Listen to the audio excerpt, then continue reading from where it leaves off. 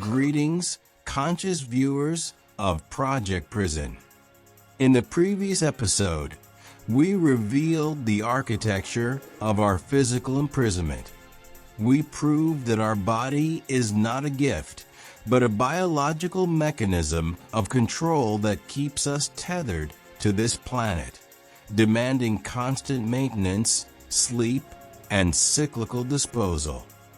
But physical chains are merely the foundation. What use is a perfect prison if consciousness can wander freely? The true walls of this prison are not made of meat. They are invisible and exist only in your head. These are emotions. They are what turn our minds into a battlefield. In this episode, we ask the key question: are our emotions real, or are aggression and fear the most insidious tools of management, created so that we voluntarily lock ourselves in a cage of our own making? Physical chains, the body, keep us on the planet, but emotional chains keep us in conflict. And the most distinct manifestation of this control is war. Why do beings possessing self-awareness and the potential for creativity constantly strive for mutual destruction? War is not politics. It is a function of the system. It is a guarantee that our minds will always be focused on survival, not on awakening. The aggressor who starts wars, such as Putin, is not a leader, but an imbecile of the system, obeying orders from above, blindly executing a program. He is merely a simple tool that ensures the necessary level of chaos. Look at the cold statistics that shock. In known human history, for every 13 years of war, there is only 1 year of peace. Peace is not the norm. Peace is a temporary deviation. The real, iron law of the prison is conflict. If it were just natural conflict, it would last 1 year against 13 years of peace. Therefore, war is a construction of the system. This constant aggression and chaos serve a dual mechanism of control. 1. Time devouring. It destroys time for development. 2. Energy feeding. Fear, anger, and suffering are the very energy harvest that feeds the architecture of the prison. They do not need our love or gratitude. They need our pain. Aggression and war are the macro level. This is the general grid of control. But the system also requires individual, daily supervision. And here, fear comes into play. Fear is not just an emotion. It is a built-in security perimeter for consciousness. It is the invisible barrier that prevents you from taking the first step out of the prison. What are its main tools? 1. Fear of poverty. It forces us to voluntarily spend our lives working to service the body prison. This is a mental oath to eternal slavery. 2. The chain of rules and laws. Society imposes countless rules, most of which have nothing to do with morality, but only with control. These rules create the fear of punishment, fines, prison, exile. Every new law is a new, legalized emotional chain that limits your freedom of choice and forces you to follow a set path. 3. Fear of social rejection.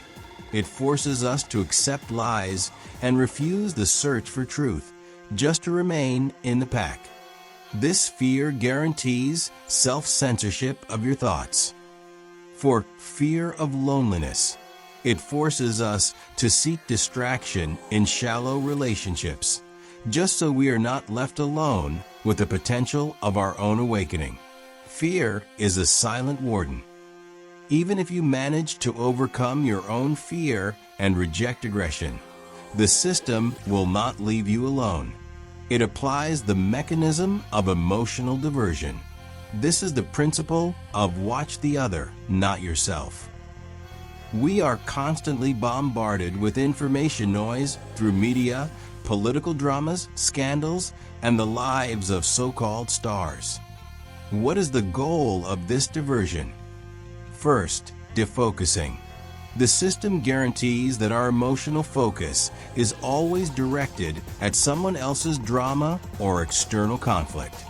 When you are busy with someone else's life, you do not examine your own imprisonment. This is an emotional fiction created so that you live not in your own, but in someone else's cage. Second, the constant emotional swing. News and social networks feed us dosed portions of fear, anger, and envy. This constant change of emotions prevents your consciousness from reaching a state of peace. And only in a state of peace and inner silence can the truth be heard. You are constantly emotionally reactive, not consciously active. Third, legalization of negativity. Diversion normalizes aggression and fear.